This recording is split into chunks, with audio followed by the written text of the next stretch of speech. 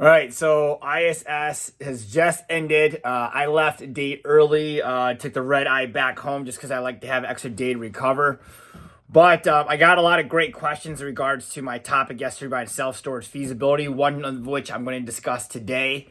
So those that are not following my channel actively, all the video content on my page comes from people that get multiple requests. The more requests I get for a question, the more likely I am to post it as a video. If you are trying to message me for free advice, my staff or I are going to redirect you to our YouTube channel to post comments there.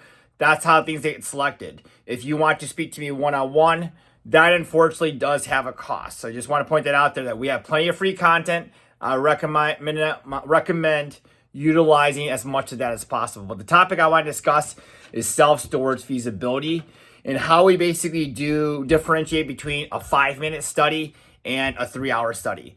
So for reference, we have a course. It's $200. It's on the Inside Self Storage store. I would recommend starting there because honestly, if you want to invest $200 in education, you probably are not ready to start doing really anything major in self-storage in general. But to give you kind of a flip, how we do our in-house feasibility study is we do it in 3 steps. So if you heard me talk in the past, there's 3 things you need to know.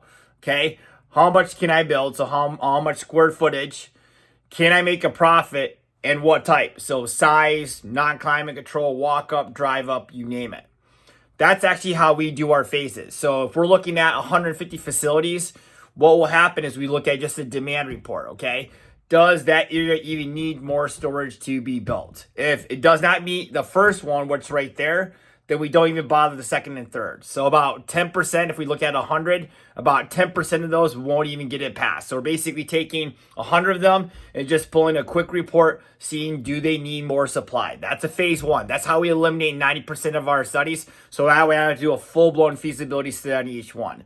Phase 2, we look at, can I make a profit? So what is the average or blended price per square foot? So if I have a storage facility, 50,000 square feet, and it's getting $50,000 rent roll, then my blended price per square foot is $1, which by the way is a very good metric if you're getting over $1. We prefer to be around $1.50 blended, but if you can be over $1 in a lot of markets, you can make money.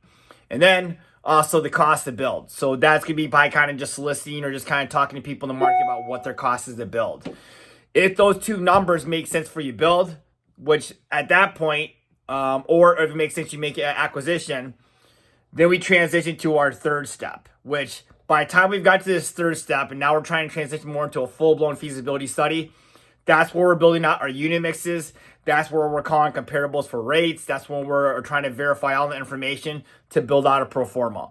Only I would say about 0.5% to 0.1% of every property we look at actually gets to that.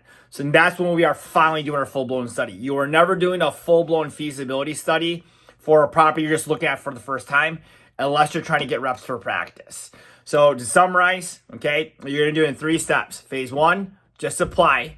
Phase 2, if they pass the supply test, would be, can you make a profit based on the cost of build or cost of acquisition versus the blended price per square foot?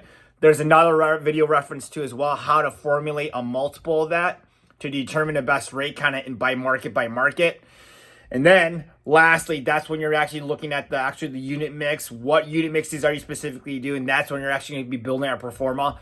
That's at the point where now you know you have a site you want to do. Now you're doing a feasibility study, not necessarily for yourself, but more for your bank and for your investors. So now they can see the full story too as well.